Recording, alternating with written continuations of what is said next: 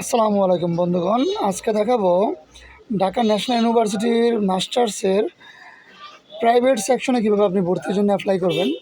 ওকে, আমরা চেষ্টা করতেছি মাস্টার্সের জন্য কীভাবে অ্যাপ্লাই করব। আমরা চলে যাবো এখন মাস্টার্সে ক্লিক করব। মাস্টার্স, MPH, PhD, PGO, ঠিক আছে। এখান থেকে এই যে অ্যাপ্লাই নাও মাস্টার্স প্রাইভেট, এখানে ক্লিক করবো। আমি গোল দাগিয়ে দেখাই দিচ্ছি, এই পয়েন্টে ক্লিক করব।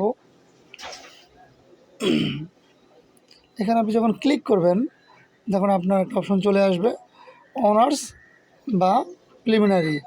আপনি অনার্স হলে অনার্স, যেহেতু আমার ক্লায়েন্ট অনার্সে, আমি অনার্সে ক্লিক করে নেক্সট ক্লিক করলাম।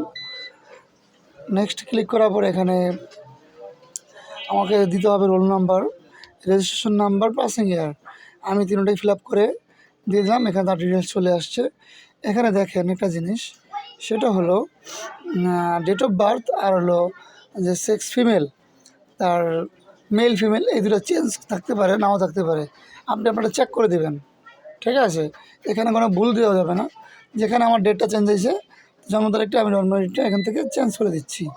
ওকে, আমি এখান থেকে উপরে চেঞ্জে ক্লিক, এখান থেকে যে ক্লিক করে আমি এখানে জন্ম তারিখটা চেঞ্জ করে দেব।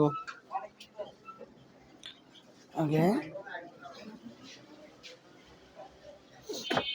আপনাদের বোঝার স্বার্থে আমি স্লোলিভাবে করতেছি, যেহেতু আপনারা বুঝতে পারেন খুব ইজিলি। তো এখান থেকে ওনার জন্ম 2001 এপ্রিল মাস 2021 মেবি 20 ওকে। তো আমার রোল দেওয়া শেষ, আমি নেক্সটে ক্লিক করে দেবো। এখানে ঠিক আছে, ওকে, নেক্সটে ক্লিক করবো। নেক্সট দেওয়ার পর আপনাকে আপনার সাবজেক্ট সিলেক্ট করতে হবে।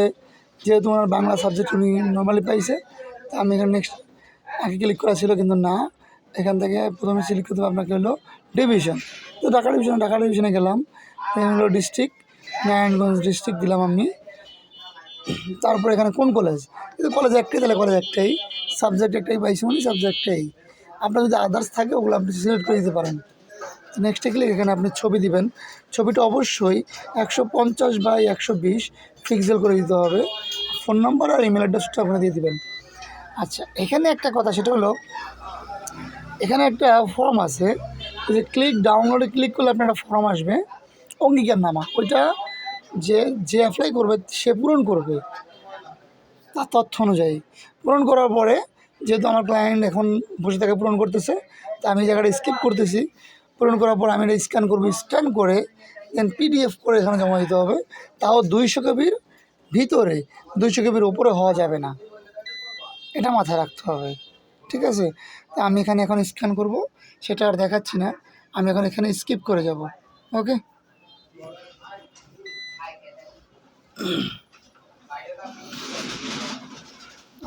এখানে স্ক্যান ওপেন, যেহেতু আমি নিজে স্ক্যান করে থাকি। PDF স্ক্যান হচ্ছে, তা আমি দেখতেছি এখানে আসলে ফর্মটা কি সেটা দেখা দিচ্ছি আপনাদেরকে। কীভাবে ডাউনলোড করবেন সেই অপশনটা দেখা দিচ্ছি।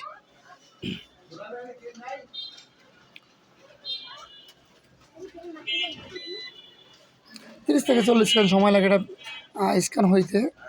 আমরা এখন আমরা কাজটা করবো হলো ফর্মটা দেখবো, ফর্মটা কী।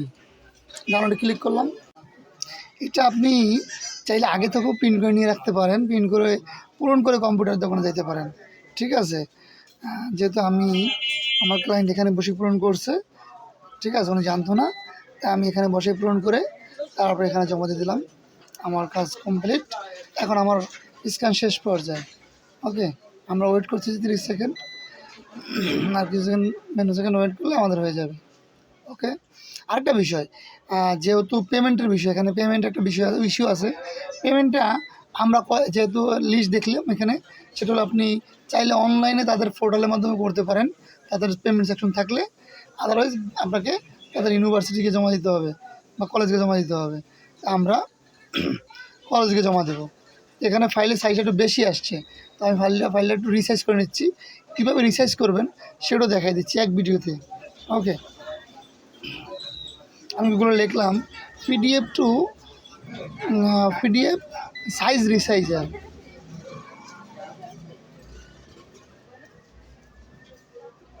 ওকে, এখান থেকে সিলেক্ট করলাম, একটু পিডিএফটার এমবি কমাবো আর কি। ওপেন করলাম,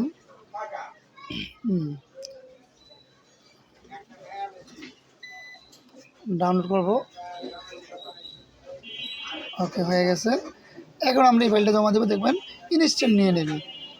এই ফাইলটা জমা দিলে ইনস্ট্যান্ট নিয়ে নেবে, কারণ ফাইলটার সাইজ অনেক কমে গেছে। ওকে, এখন ডাউনলোডে ক্লিক, এখান থেকে ক্লিক। ওকে, দেখেন 100% চলে আসছে। এখান থেকে আমাদের ক্লিক করতে হবে প্রিভিউ অ্যাপ্লিকেশন। প্রিভিউ অ্যাপ্লিকেশনে ক্লিক করে আপনাকে কোনো সমস্যা থাকলে সমাধান করে আপনাকে সাবমিট করতে হবে। সংশোধন করতে হলে আপনাকে ক্যান্সেল করে ওই যে পিছনে প্রিভিউ করতে পারবেন, প্রিভিয়াস করে আপনাকে সংশোধন করতে পারবেন। কারণ সাবমিট করে ফেললে আপনার কোনো সংশোধন করার সুযোগ নাই। তাই আমরা সব দেখে নিচ্ছি আমাদের সব কিছু ঠিক আছে কিনা, দেন আমরা এখানে ওই যে সাবমিট অ্যাপ্লিকেশনে ক্লিক করে দেব।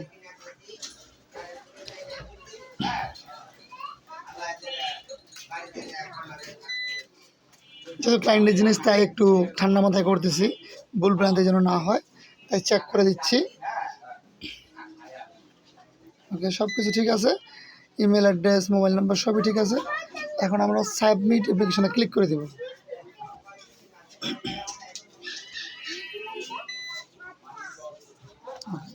এই যে এখানে একটা রোল নাম্বার আর পিন নাম্বার চলে আসবে, অবশ্যই আমি হাইড করে দিয়েছি। এখানে আপনারা আপনাদেরটা মনে রাখবেন, ডাউনলোড অ্যাডমিট কার্ড, এখানটায় ক্লিক করে একটা অ্যাডমিট কার্ড ডাউনলোড করে নেবেন।